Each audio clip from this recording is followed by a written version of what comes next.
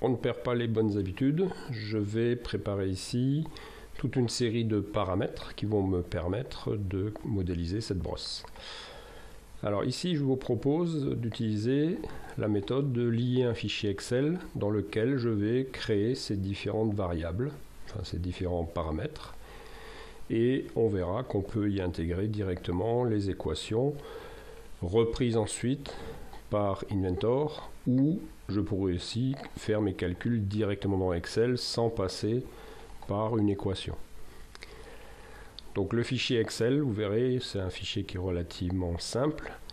On aura à définir le nom du paramètre, la valeur, l'unité, éventuellement un commentaire. Donc voilà le fichier en question.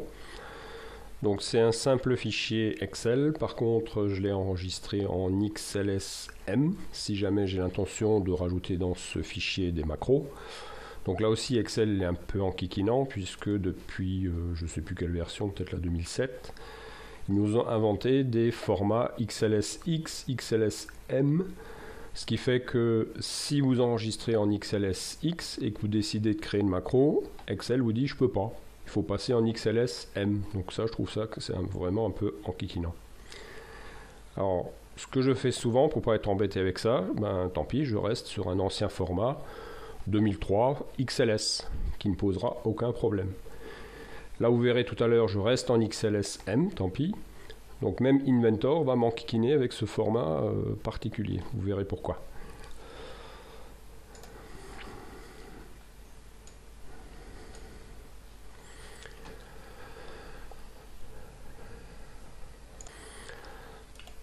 Donc le principe du fichier, première ligne, c'est le nom des paramètres et chaque colonne correspond à un paramètre.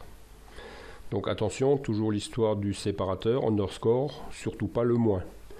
Ensuite on définit la valeur, éventuellement ici l'équation, donc Inventor va comprendre, puisque lui va reprendre le nom des paramètres, pour appliquer à large brosse, la largeur de la brosse, fois 0,15, donc ce sera calculé automatiquement. Et en dessous, vous retrouvez l'unité. Donc là, millimètre, millimètre à chaque fois. Et on aura également un angle qui lui sera indiqué en deg, degrés.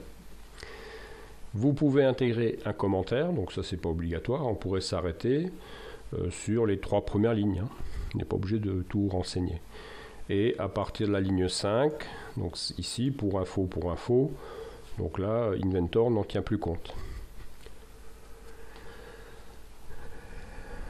Donc le fichier, une fois qu'il est créé, ben dans la pièce brosse, il suffira de lier directement le fichier Excel et on aura tout de suite les paramètres qui seront créés, ce qui fait quand même gagner du temps parce que s'il faut à chaque fois renseigner, nommer le paramètre avec Inventor, paramètre par paramètre, ça peut être très long et on peut faire des bêtises.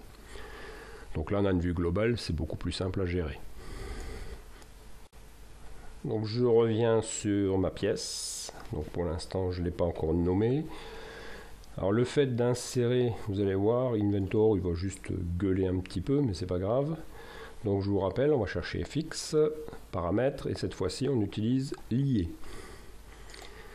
Lié, alors je vais tout de suite me mettre, voilà.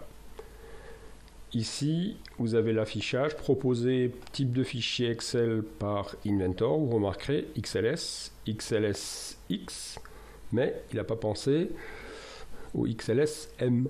Donc si je veux accéder au fichier XLSM, je suis obligé de lui demander d'afficher tous les formats, tous les fichiers. Et je prends mon fichier XLSM et ouvrir. Voilà.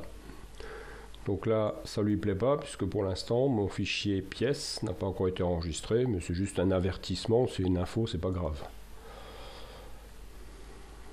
Voilà. Donc il me charge les différents paramètres.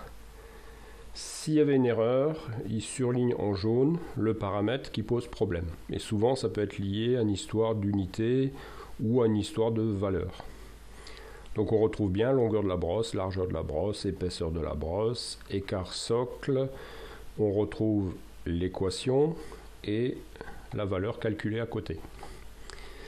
Voilà, terminé. Donc là on est paré, on a nos paramètres et on peut commencer à modéliser tranquillement notre brosse.